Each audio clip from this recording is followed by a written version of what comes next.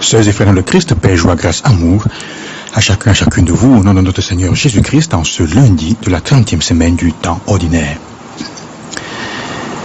Il y a les évangiles où on interpelle Jésus pour qu'il guérisse, mais aujourd'hui c'est lui qui guérit.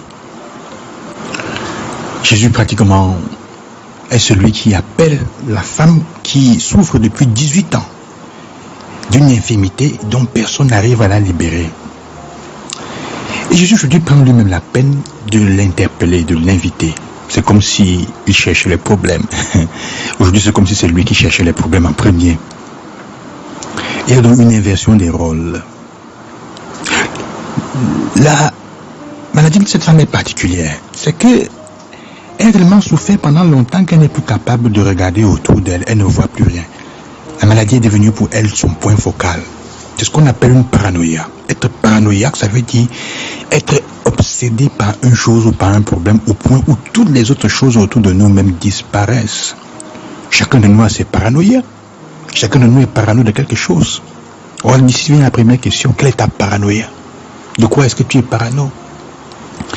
Les choses que nous portons à l'intérieur de telle manière que si quelqu'un veut même nous libérer de ça, parfois c'est difficile. Ce qui donc frappe un peu, la femme, elle est comme ça, elle regarde par terre. Elle n'est pas capable de se rendre compte des choses autour d'elle. C'est Jésus qui se rend compte qu'elle est d'elle. C'est étrange parce que la renommée de Jésus fait que les malades viennent à lui. Mais cette fois, cette femme qui souffre ne se rend même pas compte de Jésus. C'est Jésus qui se rend compte d'elle. Cette femme représente, donc je disais d'une façon plastique, ce qu'est une paranoïa. Se fixer sur quelque chose jusqu'au point de ne pas voir les autres choses autour de soi. Ceux qui vivent ainsi ne réussissent jamais, même pas, à se rendre compte que de Dieu, de Jésus, de la grâce qui les entoure. Oui, on ne se rend même pas compte de ça. Alors, c'est Jésus lui-même, c'est Dieu, en fait, c'est la grâce qui vient à cette femme et qui prononce sur elle une libération. Femme, tu es libérée de ton infimité. Alors, c'est ici que le problème commence. Le vrai problème commence à ce moment. Parce que cette femme doit être quoi? Qu'elle est vraiment libre de ce qui l'afflige pour être libérée. Dieu peut prononcer des paroles de libération dans ta vie, mon frère, ma soeur. Mais si tu ne crois pas, tu ne peux pas être libéré de ça. Souvent, nous-mêmes, au lieu, comment dire, plutôt que de vouloir nous détacher de nos paranoïas, de nos souffrances, nous ne sommes pas disposés à croire que quelqu'un puisse vraiment nous sauver de tout cela. On n'arrive pas. Alors parfois, on veut se libérer, on veut être libéré, mais ensuite, quand concrètement l'occasion se présente, qu'est-ce que nous faisons? On fait de telle manière, on agit de telle façon que la libération n'arrive pas. Pourquoi? C'est un processus parfois un peu pervers. Nous n'avons pas la foi quand nous prions. Nous n'arrivons pas à prier. On n'a pas la foi pour prier. Nous devons alors cependant chercher d'avoir la foi pour accepter que malgré ça nous sommes exaucés. Même au-delà de nos attentes. Quand on n'a pas la foi pour prier, il faut avoir moins la foi pour accepter que quelqu'un à côté peut prier pour moi. Et que je puisse être exaucé. Alors parfois, nous arrivons à penser que nous devons nier l'évidence. En voulant défendre à tout prix ce de quoi nous sommes convaincus. Nous sommes convaincus de quoi? Nous sommes convaincus que nous ne serons jamais heureuses. Oh, je ne serai jamais heureuse dans ma vie. Je ne serai jamais ceci. Je ne serai jamais cela. Personne ne me veut. Personne ne m'aime. Tous ceux qui viennent à moi sont vraiment... Il n'y aura jamais rien de bon pour moi. Personne ne pourra jamais m'aider. Souvent on est convaincu de ces choses parce qu'on a tellement entendu, on s'est tellement entendu dire cela pendant longtemps qu'on a été convaincu nous-mêmes.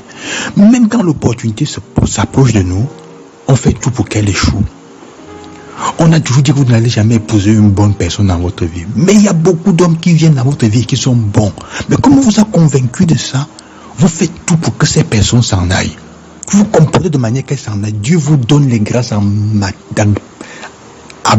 abondance. Mais comme vous, dans votre tête, vous êtes convaincu seulement de votre paranoïa, de votre peur profonde, vous nous voyez, vous faites tout pour que ça se matérialise. Comme disait quelqu'un, j'en parlais déjà il y a quelques mois, notre vie devient, comme on dit, notre vie est la matérialisation de nos pensées. Avant tout. C'est ça. Paradoxalement, cette femme est différente. Parce que nous nous posons devant cette question, comme elle, il faut décider, nous sommes appelés à décider entre croire en Jésus ou croire en nos paranoïas, ou croire en tout ce que les autres racontent sur nous, autour de nous. Mais cette femme croit en Jésus et elle va s'en aller avec la joie. Les gens qui sont autour d'elle se fâchent et ne croient pas en Jésus et ne sont convaincus que par leur propre paranoïa aussi, ils sont préoccupés du sabbat, des règles du samedi, du sabbat. Au point où Jésus leur dit, vous êtes hypocrites. Comme il s'agit de quelqu'un d'autre, vous voulez privilégier la loi. Mais quand il s'agit de vous et de vos intérêts, la loi peut tomber. 2 poids, 2 mesures. C'est un autre aspect de cet évangile. Combien de fois dans nos vies on utilise 2 poids, 2 mesures? Avec les enfants qu'on aime le plus, on est très doux, c'est bon. Mais avec ceux de nos oncles et de nos tantes qui habitent chez nous, on est très dur. 2 poids, 2 mesures. Avec l'employé qui te flatte, qui te fait les coups battus, les coups bêtes, et même qui te donne d'autres choses dont je ne veux pas parler, on est très sensible. On accepte tout. Mais avec ceux qui sont honnêtes et qui sont clairs, qui ne se laissent pas prendre leur dignité, on applique la loi. Il faut appliquer la loi. Jésus dit hypocrite. Tu es laxiste envers toi-même, mais tu es dur envers les autres, alors que ça doit être le contraire. Combien de fois est-ce qu'on est laxiste avec soi-même sur les règles, mais on est dur avec les autres? Cette fois, nous sommes invités à regarder. C'est la première chose à vérifier, quelles sont les paranoïas. Quelles sont les choses desquelles nous sommes convaincus que ça ne va pas marcher dans notre vie, au point où on fait tout pour que ça ne marche pas, même quand il y a quelqu'un que Dieu met sur notre route pour nous aider à en sortir. On est accroché, on aime notre charge, notre fardeau. On ne veut pas s'en libérer. Chacun de nous porte le sien. Il faut s'en libérer pourtant. Laissez que Jésus nous en libère.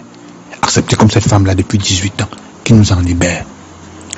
Et la deuxième chose, c'est combien de fois est-ce que nous ne sommes pas contents de voir les autres être libérés et guéris autour de nous. On invoque la loi pour les empêcher de trouver la liberté. Et nous sommes 2 poids, 2 mesures avec nous. Dans quelles conditions? Chacun a le sien aussi. Où il est laxiste avec lui-même et dur avec les autres. C'est le fait que Dieu vous accompagne, qu'il vous bénisse, qu'il vous donne la grâce de laisser qu'il vous ouvre les portes du paradis. Parce qu'il y aura plus de joie. Parce que nous valons plus que le samedi, que le sabbat, le jour du sabbat. Nous avons plus que ça. Le sabbat est fait pour nous. Jésus valorise notre personne, plus que les règles et le sabbat. À demain, je vous bénis au nom du Seigneur. Le Seigneur Jésus-Christ, à demain, au nom de Dieu.